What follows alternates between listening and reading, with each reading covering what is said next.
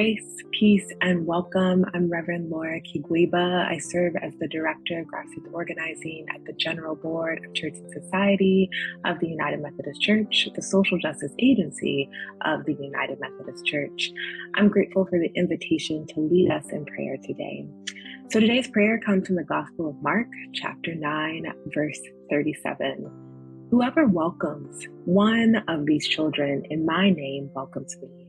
And whoever welcomes me isn't actually welcoming me, rather the one who sent me. Y'all, how do you experience welcome?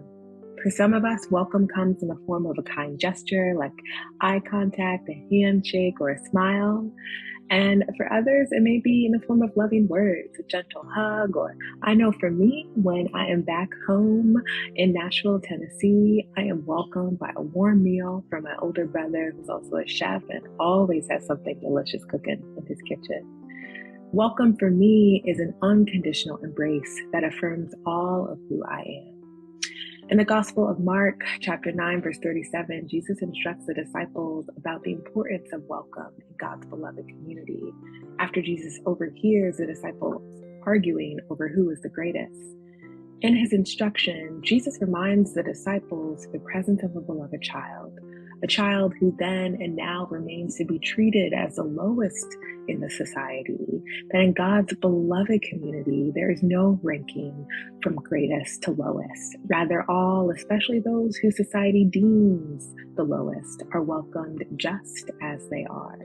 Jesus teaches to the disciples that in his name, all people are of sacred worth, regardless of their position or privilege in society. In many areas of our lives, we struggle with experiencing welcome from communities, from social political systems, and sometimes from ourselves that ask us to deny all of who we are to be fully welcomed. But God does not do this. God, through the life, ministry, death, and resurrection of Jesus Christ, welcomes all of us, from the little child to the person who God is creating us to be. In God's beloved community, no part of us is denied. And in the same way God embraces all of us, we are called to embrace one another, all of God's creation. As God's beloved people, made in God's image, we are called to welcome. So may we welcome as God welcomes us. May it be so. Amen.